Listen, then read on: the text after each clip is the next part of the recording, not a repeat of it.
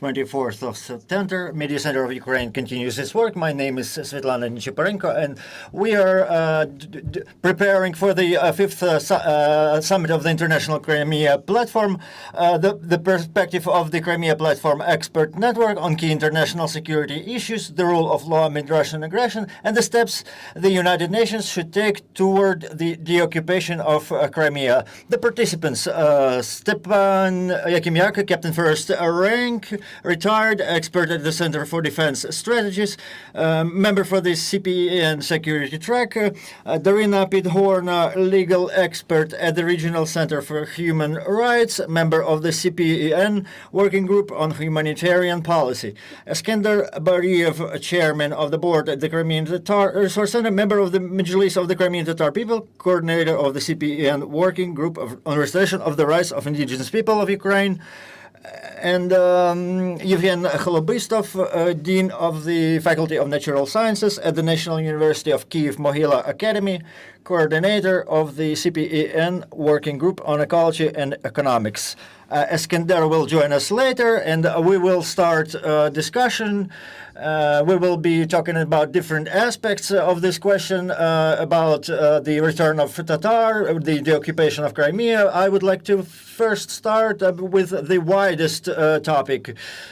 This is a military topic. Mr. Stepan, I would like to start with you. In your opinion, what are the risks of the occupation of the Crimea? What are the security challenges of this in the region, in the world, and for international security? The security component is the most important component because it's the survival question. It's a question of a human and its right of choice to where to live, and the occupation of Crimea by the Russian Federation and the fight that is ongoing with this enemy, and including the fight for the Crimea deoccupation. The security question is that we have a great interest in living on our own territory. And if we're looking at the security question, the Crimea Peninsula is not just another region. This is the region where the interests of many different peoples and many different countries intersect. And this is also a center of the Black Sea region. And for Ukraine, it's the land where the representatives of the Ukrainian nation live, of different ethnical descent, Crimean Tatars and all those who are citizens of Ukraine and who fight against the Russian Federation right now. If we're talking about the security risks, we have an important day today. In the announcement of the CPEN, the attention is brought to the fact that the world and that the prominent forces of this world have to understand that the security is not an achievement of a certain part of a world or a country. We are living in this world together, and the UN and the system of international law, the basis of coexistence was defined, and this basis is violated right now in a very dangerous manner, in attempt to conquer new territories as it was done in Middle Ages. And this is not just a territory of the country. This is also a maritime territory. This is plus 12 nautical miles around the Crimea, and the Azov Sea also included here. And it's also an exclusive zone that belongs, that is a heritage of ours and of our descendants. So this is the question of a restoration of peace, and I propose not to separate this question from the general security issue. In terms of the ways of how to do it, how it needs to be implemented, we are emphasizing that the security of Crimea cannot be inspected separately from other territories. Any negotiations, any future outlook on the peace cannot imply different statuses of the territories. The status cannot change. There is international law, there is a resolution, the UN resolution from 2014 of the General Assembly. It's defined that the Crimea is a Ukrainian territory and it's recognized by the world. So there is no different statuses for Crimea, for Sevastopol. It cannot be like that. And how are we supposed to do it? Right now, it's mostly a defense forces, and we need to understand that the enemy was cornered and the Crimea is constantly under pressure from our side, and we have certain progress in this question, and we insist that the liberation of Crimea will be a line after which the Russian defense and their system of defense lines will fall. And that's why the Crimea is a very important attraction center. And to achieve this, and it's touched upon in this announcement in the different contexts, military, diplomatic, and others. The president already said yesterday that we need to close the skies, and if we manage to do this, we will be able to continue fighting for our land. And what about? Of course, the victory will come. But what's next? What's after the victory? And here, the threats from the Russian Federation is where the Crimean platform is offering. There are precedents. We have to limit the possibilities of the Russian Federation, military possibilities of the Russian Federation, in order to contain the threat that's coming from this country in the region. And because a part of the space is also international space, and that's why we need to limit its influence, the Russian influence in this region. And the system of monitoring has to be implemented, and the presence of key security mechanisms is required and important. This is, of course, European Union, the countries around the Black Sea, and these are our views. I think that the security of the region, that the security in the international context is non-separable from the security of Ukraine. Thank you, Mr. Stepan. So the security is not about borders only.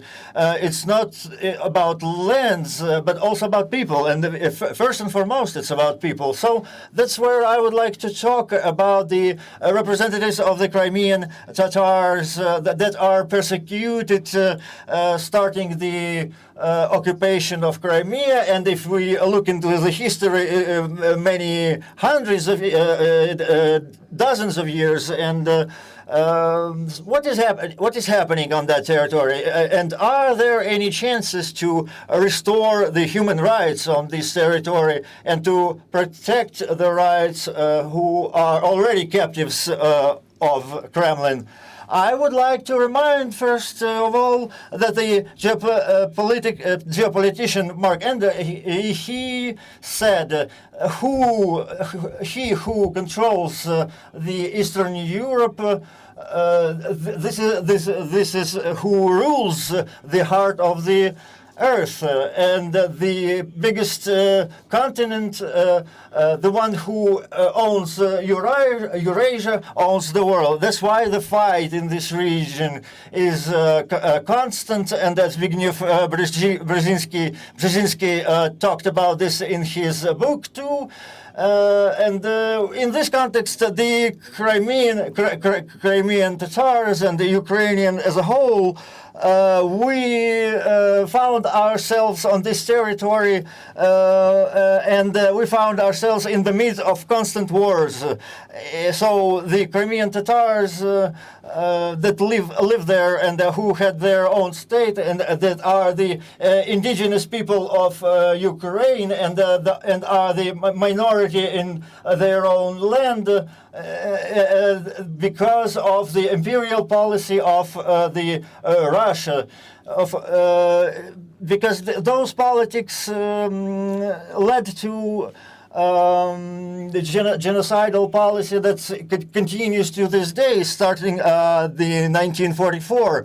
After the Cold War, the majority of the wars happened in the Black Sea basin, and it's around 30 wars happened there. And I need to say that the Russian Federation is trying to restore its status of Eurasian empire, and Ukraine is the direction of foreign policy of Ukraine is transforming Russia itself. So these processes are interconnected, and the Crimean Tatars are involved in these processes. When we are talking about in the context of the CPEN, it's been already 4 years. It's been created. The first summit happened in 2021. Today we have a fifth summit, and we don't know its results yet, but what's important is that this process is happening in the context of the institutionalization, because the attempt to make first steps and the first steps, aiming at doing the first steps within the framework of the UN and the UN General Assembly. And here, when we return to the CPEN, here is the question arises, can it become the mechanism of security in the Crimean region? Yes, it can.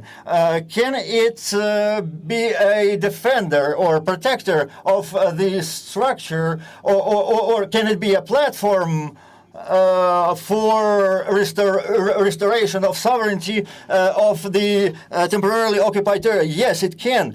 Can the platform affect the security of the peoples of Ukraine? Yes, and there are many questions, and the answer is only one. How exactly we will implement this platform? Ukraine is interested in this, and it has to affect these processes. But how exactly these solutions will be made or developed, and how they will be implemented, will define how effectively it will be protecting those interests. And this is where our main problem lies. There are different mechanisms that we offered.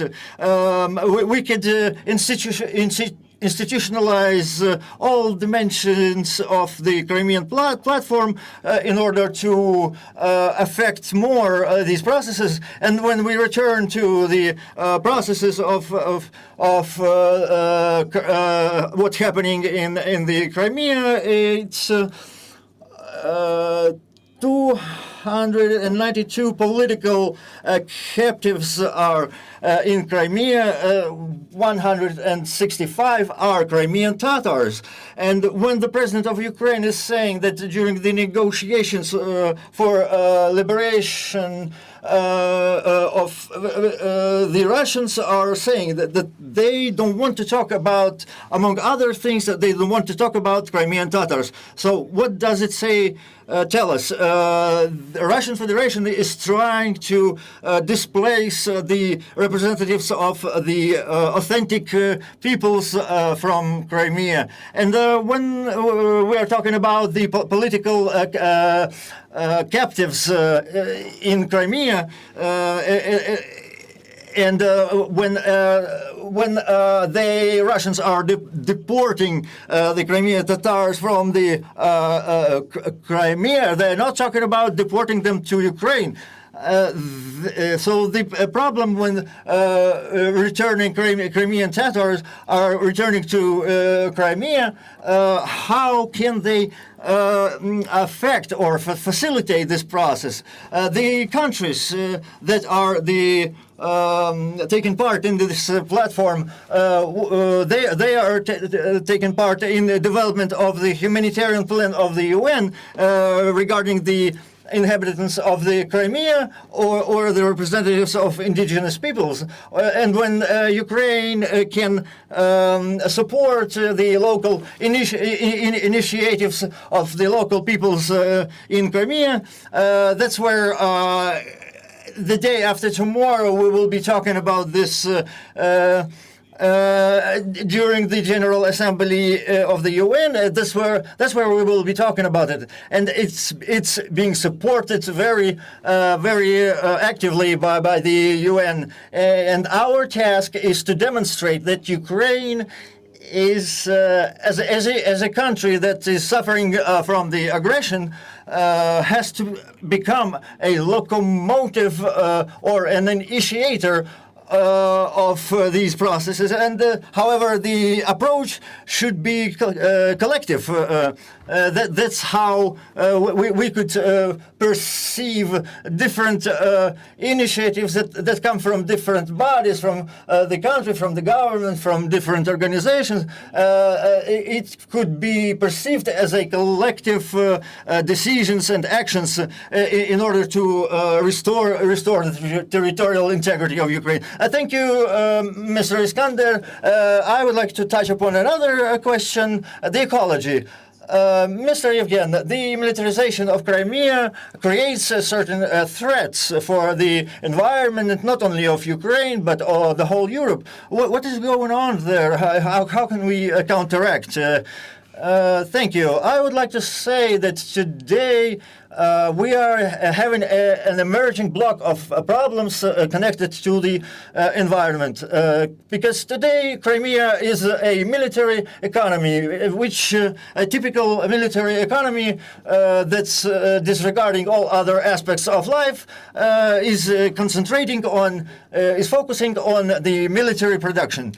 So as of today, it's no more a resort. It's a military base, and this situation is making us worried, really a lot. And the project that we are taking part in, it is also implying the ecology and the environment of Crimea. There's been losses already in Crimea. Historical sites have been transformed into basically training grounds for the Russian army. We're losing objects in Crimea because of the unlawful or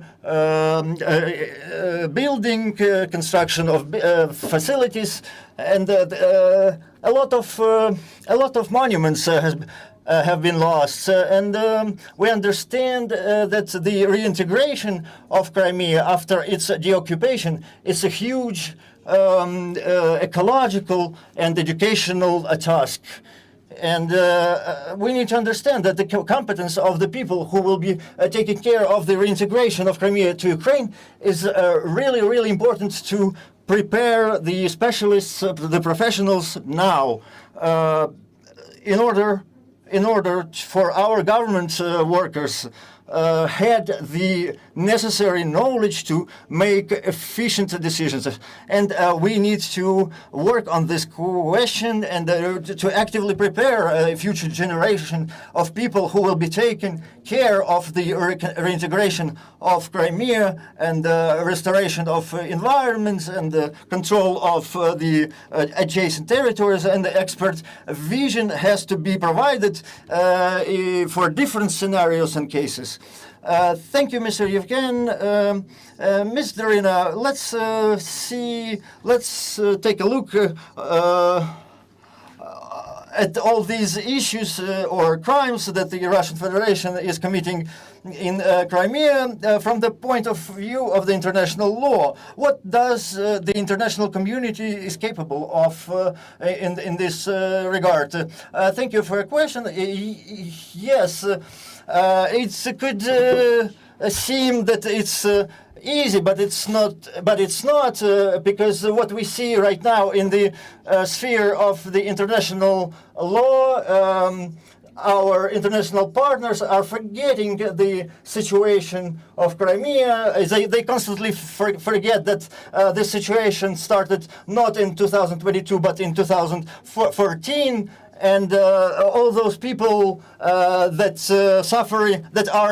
have been suffering since 2014, they are kind of fall out of the attention. And the International Criminal Court in Hague and all the inspection teams, institutions in the UN, in the very reputable organizations. Everywhere we can hear that, yes, we see Crimea, but we have a more important situation since 2022. That's why the 2014 is not paid attention to. However, this what needs to be done. We need to remember that the people are suffering since 2014, and it is really we cannot understand why the Crimea was excluded from the register of the damage sustained by the people as a result of the Russian aggression, and the insufficient water supply and other things that are happening in Crimea, taking away land from Ukrainians and other people, and they are now don't have the opportunity to address or submit to appeal to anybody because in New York. In the headquarters, the Ukraine will not be able to try and protect its interests in terms of its territorial integrity. Yes, last year we had a beautiful decision in the International Court regarding the Crimea, and it was the Russian Federation was recognized as a violator, and it's a great victory. However, another problem that's not solved yet is how the Russian Federation is going to implement those decisions of the International Court. So right now we need to find out and develop the means to force the Russian Federation to implement those decisions. And first of all, of course, we need to gain victory over the Russian Federation. That's when we will be able to demand anything from the Russian Federation. I would like to also add that while we are moving to this victory, to this question of what we need to demand from the Russian Federation, we need to keep in mind, as Ukrainians, that international partners who are perceiving what the Russian scholars and diplomats are saying with such an opinion. Let's talk. We are diplomats. Let's talk. Let's do diplomatic solutions. And they don't understand that what Russia is offering. They cannot be sounded their the Russian claims cannot be present in those negotiations that are bound to happen after the victory. This is something that Ukrainian diplomats have to insist on. This is what has to be said in New York, in the headquarters. That's what we are expecting from Germany, from France, from Poland, Baltic states. Because this is not just Ukraine and the Ukrainian territories, but also Black Sea region, Azov Sea region. These things that the Russian Federation is insisting upon, they have to be excluded from the negotiations. Any kind of freeze of the conflict, any kind of concessions, it will lead to humanitarian crisis. It will lead to crisis of international institutions and to the crisis within the Ukrainian government, because the questions of what we are fighting for right now, why the thousands of people are dying on the front lines. That is quite clear. It's quite clear for me that I want to live in a country that's not suffering war, the consequences of war and the consequences of revolutions. I want to live in a peaceful country. There is Farewell Arms, Hemingway's Farewell Arms, and the unfortunately, my generation or the next generations cannot say while our citizens, while our government is allowing the Russian Federation to avoid responsibility in any kind of questions, ecology, economics, culture, education, deportation of children, their militarization, it will be happening until, and we will be living with the weapons in our arms until and our country could be basically erased from the map of the world if we don't do anything about it. Thank you, Ms. Katerina. Good words to finalize our discussion. I wish you best of luck today during your meeting of the Crimean Platform. I will remind you that we're talking to the experts of the Crimean Platform and key challenges to the international security as a result of the Russian Federation aggression in part in Crimea. And the Media Center of Ukraine is continuing its work. We will meet you tomorrow. Our team is working on the schedule of the events. Thank you for staying with us. Goodbye.